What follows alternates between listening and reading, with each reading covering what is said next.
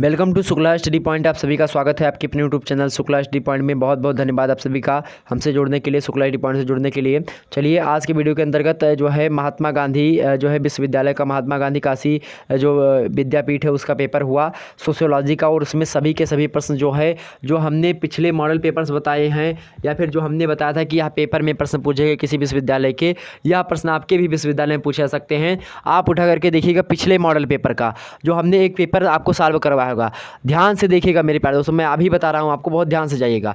जो अभी हमने इससे पहले 1-2 दिन पहले हमने एक पेपर सॉल्व करवाया होगा बीए सेकंड ईयर का सोशियोलॉजी का सॉल्व करवाया था, उसको देखिएगा। उससे पहले एक पेपर भी हमने सोशियोलॉजी का अपलोड किया था, उसको देखिएगा। और इस पेपर को देखिएगा, सब में लगभग एक समान ही प्रश्न पूछे गए हैं, मतलब और अलग अलग विश्वविद्यालय के पेपर हैं यह। और ध्यान रखेंगे अगर आपका पेपर अभी नहीं हुआ है तो ऐसे ही प्रश्न आपके एग्जाम्स में आएंगे। और ये सारे के सारे प्रश्न जो आप इसमें दिए गए हैं, इन सभी सारे के सारे प्रश्नों पर सेपरेट वीडियो बनी हुई है हमारे चैनल पर। सारी की सारी वीडियो उपलब्ध हैं, अगर आपने अभी नहीं देखी तो उसको जाकर के देख लीजिएगा। और मॉडल पेपर में भी सारे के सारे प्रश्नों को हमने हूबहू इंक्लूड किया था, तो हूबहू पूरा का पूरा पेपर आपके इसमें फंस गया। ठीक, सारे के सारे बच्चे बहुत ज़्यादा खुश थे और उसके बहुत सारे लगभग हमारे पास 10-12 लोगों ने इस पेपर को सेंड किया। ठीक, और कहा कि सर जी पेपर बहुत ही अच्छा हुआ। बहुत लोगों के पास मेरा नंबर नहीं है इसलिए बहुत पेपर नहीं आ पाते, नहीं बहुत ज़्यादा नंबर है होता तो बहुत ज़्यादा पेपर लोगों के आते, तो उसमें एक प्रकार से मैं जो है तमाम सारे जो है डाउट्स हो जाते तो सभी के डाउट्स ले नहीं पाते, इसलिए नंबर वगैरह मैंने नंबर जो है अबाउट में दिया है। अगर आपको पेपर वगैरह सेंड करना है जो भी आपके मॉडल मतलब हुए हों एग्जाम्स में, मतलब कि ऐसे किसी आपका एग्जाम्स हो रहा है इस समय और आप पेपर देना चाहते हैं हमको किस पर सर वीडियो बनाइए, तो उसको आप जो है वहाँ पर मेरा नंबर दिया गया अबाउट में 9161936062, तो वहाँ पर आप व्हाट्सएप पे SMS कर सकते हैं या फिर टेलीग्राम की जो है लिंक नीचे डिस्क्रिप्शन बॉक्स में दे दूँगा, वहाँ से आप जा करके उस टेलीग्राम पर भेज सकते हैं। ठीक, तो चलिए बात करते हैं। आखिरकार बहुत ही महत्वपूर्ण प्रश्न पूछे गए थे और बहुत ही सहज पूछे गए थे। ठीक, बीए द्वितीय वर्ष की परीक्षा हुई थी, बीए सेकंड ईयर एग्जामिनेशन 2020 समाजशास्त्र यानी सोशियोलॉजी। आपका जो है पेपर 1 और पेपर 2 दोनों को एक में समाहित करके पूछा गया था। पूर्णांक आपको 200 नंबर का दिया गया था, 1.5 घंटे की परीक्षा हुई थी। आइए बात करते हैं आपका जो पेपर हुआ था मेरे भाई, महात्मा गांधी की बात की जाए उसमें, तो उसमें क्या होता है आपको 2 खंड दिया थे पेपर में। अभी हमने इससे पहले समझा होगा, हिंदी साहित्य का पेपर हुआ था, उसको हमने अपलोड किया अभी जल्द से आपके सामने लाइव हुई क्लास। ठीक, और उससे पहले हमने जो है एजुकेशन की वीडियो अपलोड की, तो उसको देख लीजिएगा, एजुकेशन वाली उसको देखेंगे तो जो है उन दोनों वीडियो को आप देख लीजिएगा। तो यहाँ पर मेरे भाई तो उन दोनों वीडियोज़ में आप देखेंगे खंड आ बा और सा 3 खंड होते थे, लेकिन यहाँ पर जो है इस विश्वविद्यालय में 2 खंड होते हैं आपके। ठीक, खंड आ और बा। खंड आ से आपके जो है कौन से, तो आपके लघुत्तरीय और खंड बा से दीर्घोत्तरीय प्रश्न पूछे जाते हैं। देखेंगे दिए गए निर्देशों के अनुसार आपको प्रश्नों के उत्तर देना। खंड आ और बा में जो निर्देश दिए गए उसी के अनुसार आपको उत्तर देना है। लघु उत्तरीय प्रश्नों के उत्तर अधिकतम सीमा आपको 150 शब्दों में लिखनी है और दीर्घ उत्तरीय प्रश्नों को आपको अधिकतम सीमा 350 शब्दों में लिखना है। ठीक, ध्यान रखेंगे। नोट यहाँ पर अंग्रेजी वाले देख लीजिएगा। अटेम्प्ट मतलब कि अटेम्प्ट क्वेश्चंस आप सेक्शंस ए जो है and section B as directed the answer to short questions should not मतलब कि एक्सीड मतलब कि एक प्रकार से उससे ज़्यादा ना हो, अधिकतम ना हो, एक्सीड मतलब कि 150 words and the answer to long questions should be जो है एक्सीड 350 वर्ड्स ओके ईच। तो इसको आप देख लीजिएगा, मतलब उससे ज़्यादा ना हो। आगे देखते हैं खंड आ। खंड आ से लघुत्तरीय प्रश्न सेक्शन ए से देखेंगे short answer type of question, किन्हीं 5 प्रश्नों के उत्तर दीजिए। आपको 5 लघुत्तरीय प्रश्नों को करना है, ध्यान से पढ़ेंगे। एक प्रश्न अगर आप करेंगे तो आपको 20 नंबर मिलेंगे, ध्यान रखेंगे इस बात को। पहला प्रश्न, निर्धनता की अवधारणा स्पष्ट कीजिए। भैया शुरुआत में निर्धनता की वीडियो हमने प्रॉपरली बनाई, सबसे पहले वीडियो वही पड़ी हुई है।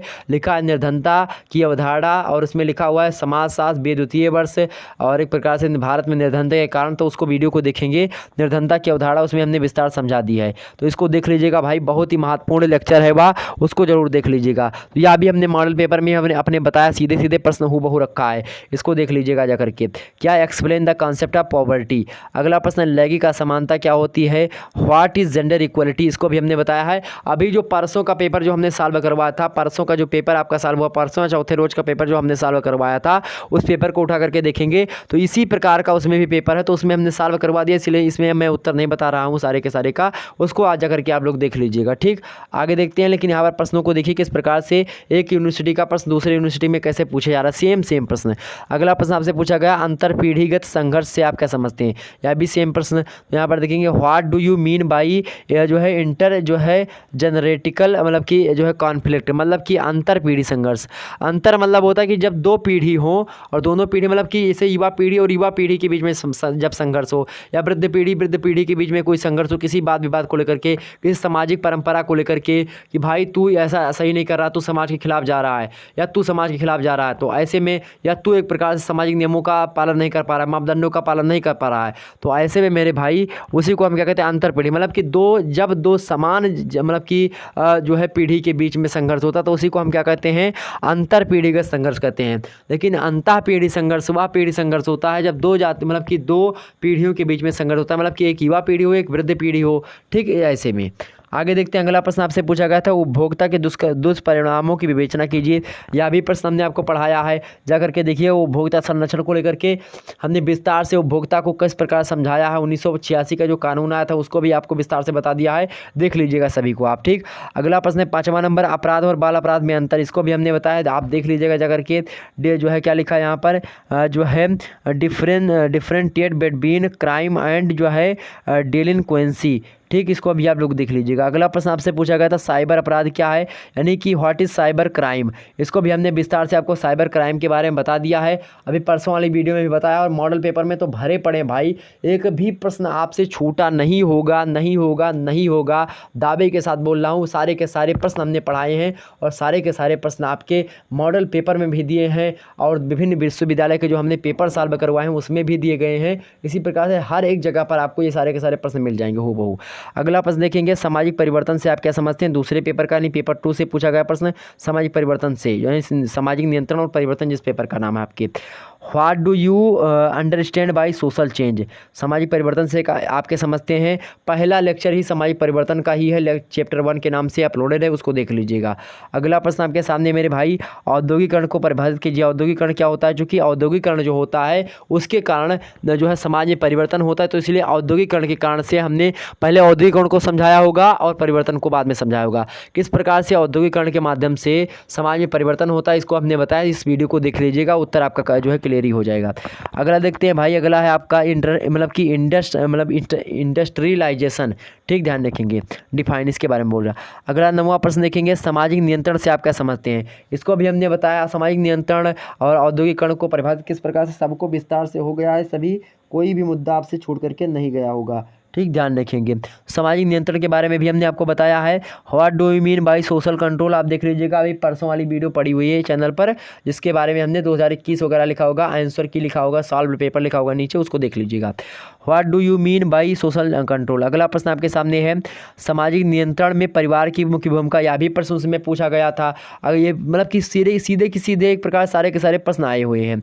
अगला प्रश्न मॉडल पेपर में तो हमने समाहित ही किया सबको। अगला प्रश्न है आपका सामने क्या पूछा गया, अंग्रेजी में पढ़ेंगे, यहाँ पर देखेंगे describe the role of family in social change, मतलब सोशल कंट्रोल।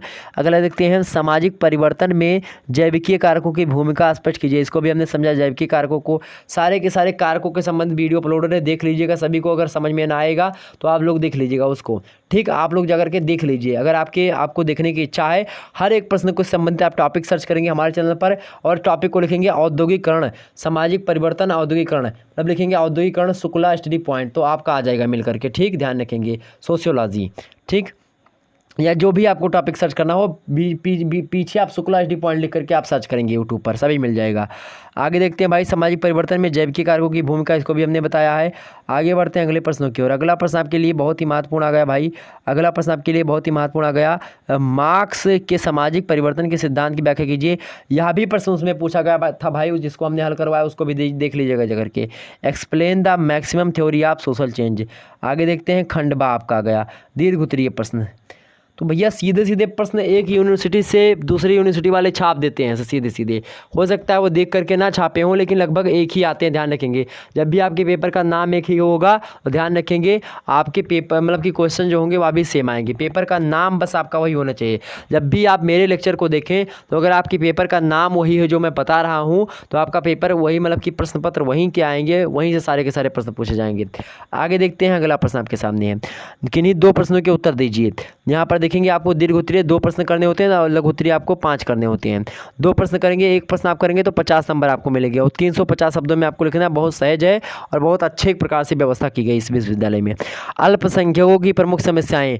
अल्पसंख्यकों की समस्याओं को लेकर के हमने आपको विस्तार समझा दिया है। उसमें हमने सेपरेटली मुस्लिम अल्पसंख्यक की समुदाय मतलब की समस्याओं के बारे में भी बताया है और विभिन्न यूनिवर्सिटी मतलब कि विभिन्न जो आपके और तमाम सारे जो अल्पसंख्यक उनके बारे में भी बताया है। उन सभी को लेक्चर को आप लोग देख लीजिएगा जा करके, सारे के सारे मुद्दे आपके क्लियर हो जाएंगे। ओके, आगे देखते हैं भाई। तो भैया इसको अंग्रेजी में पढ़ सकते हैं आप। What are the main problems of जो है क्या माइनॉरिटी मतलब क्या होता है, अल्पसंख्यक। अगला प्रश्न आपसे पूछा गया घरेलू हिंसा से आप क्या समझते हैं। इसको भी हमने विस्तार समझा दिया है, एक चैप्टर पूरा का पूरा इसी पर अपलोडेड है घरेलू हिंसा को लेकर के, इसको देख लीजिएगा। What do you mean by domestic violence. अगला प्रश्न सफ़ेदपोश अपराध क्या होता है, इसको भी उस प्रश्न में सब प्रश्न उस यूनिवर्सिटी में जो प्रश्न वाला वीडियो देखिए जा करके, ठीक। व्हाट इज़ द जो है बेदर कलर क्राइम। ओके, मतलब कि व्हाइट कलर क्राइम। ओके, अगला प्रश्न आपका है सामाजिक परिवर्तन में प्रौद्योगिकी की क्या भूमिका है। यह भी स्पष्ट कीजिए, मोस्ट इंपोर्टेंट प्रश्न आपसे पूछा गया था। अगला प्रश्न है सामाजिक परिवर्तन के चक्रीय सिद्धांत को स्पष्ट कीजिए। यह भी हमने आपको उसमें बताया था। और मोस्ट इंपॉर्टेंट है सामाजिक सिद्धांत का, जब सामाजिक प्रतिमान वाला जो दूसरा चैप्टर हमारा लेक्चर देखेंगे उसमें हमने बता दिया आपको पेपर 2 से संबंधित है, ठीक। अगला प्रश्न आपके सामने है। अगला प्रश्न है मेरे भाई जो 6वां नंबर प्रश्न दिया गया आपसे, क्या दिया गया कि भारतीय समाज पर आधुनिकीकरण के प्रभाव की विवेचना कीजिए। इसको भी हमने बताया, discuss the impact of modernisation on Indian society.